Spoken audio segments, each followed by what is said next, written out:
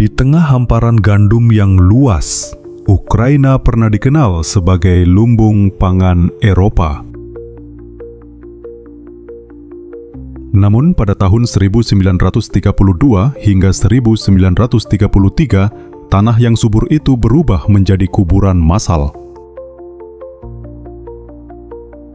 Jutaan nyawa melayang bukan karena perang, melainkan karena kelaparan yang disengaja. Tragedi ini dikenal sebagai Holodomor.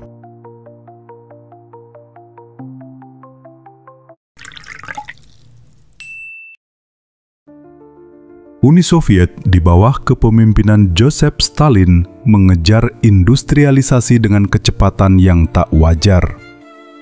Rencana 5 tahun pertama memaksa petani meninggalkan tanahnya untuk bergabung dalam sistem kolektivisasi. Ukraina sebagai daerah agraris terbesar ditetapkan sebagai sumber utama pasokan gandum. Tetapi di balik janji kemajuan, tersimpan benih kehancuran. Ketegangan politik juga membara. Aspirasi nasional Ukraina sering berbenturan dengan kebijakan sentralisasi Moskow. Dalam konteks inilah, tanah subur Ukraina perlahan dipaksa menanggung beban kuota gandum yang mustahil dipenuhi.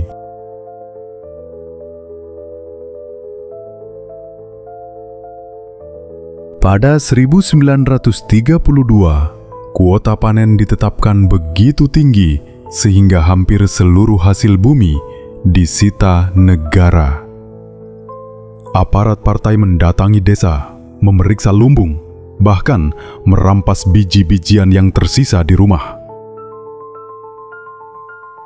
Desa-desa yang gagal memenuhi kuota dimasukkan ke dalam daftar hitam. Akses perdagangan ditutup, dan bahan pangan dilarang masuk. Tidak berhenti di situ, pemerintah Soviet melarang penduduk desa meninggalkan wilayahnya. Petani yang mencoba mencari makanan di kota-kota besar ditangkap, dikembalikan, atau dibiarkan mati di pinggir jalan. Ukraina, lumbung gandum Eropa, kini terkunci dalam kelaparan.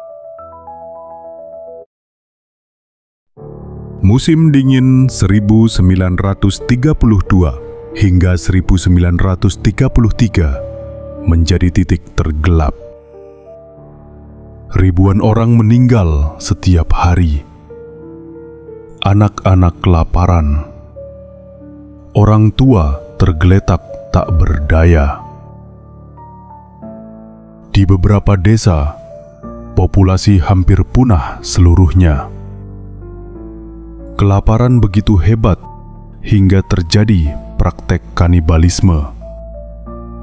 Sebuah kenyataan pahit yang tercatat dalam arsip Soviet maupun kesaksian saksi mata.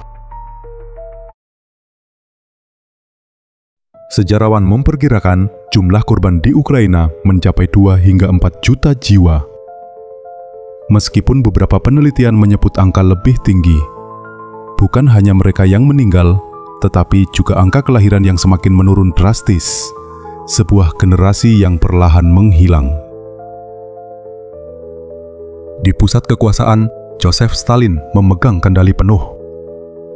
Bersama birokrat Partai Komunis yang menegakkan kebijakan keras, kolektivisasi paksa, kuota yang mustahil, dan larangan migrasi. Aparat di lapangan mengeksekusi perintah tanpa kompromi. Sebuah pertanyaan muncul ke permukaan. Apakah ini sekedar kegagalan kebijakan atau sebuah niat untuk menghancurkan bangsa Ukraina? Sejak runtuhnya Uni Soviet, perdebatan tentang Holodomor semakin keras. Bagi Ukraina dan sejumlah negara, Holodomor adalah genosida, upaya sistematis untuk memusnahkan identitas bangsa melalui kelaparan. bukti kebijakan yang diarahkan khusus ke Ukraina menjadi landasannya.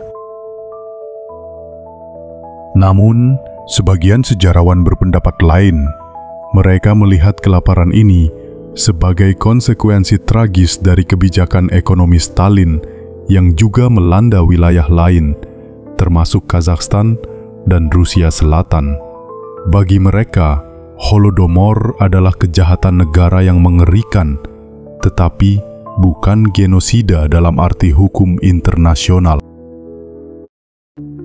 Bagi rakyat Ukraina, Holodomor bukan sekadar catatan sejarah. Ia adalah luka kolektif yang diwariskan lintas generasi.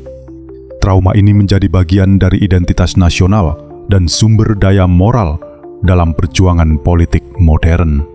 Di mata dunia, Holodomor mengajarkan bahwa kebijakan negara dapat membunuh jutaan jiwa tanpa peluru, tanpa bom, hanya dengan kelaparan yang dipaksakan.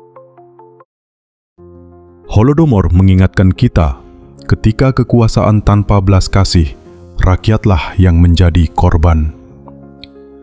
Lumbung gandum berubah menjadi tanah kematian, dan generasi punah secara perlahan.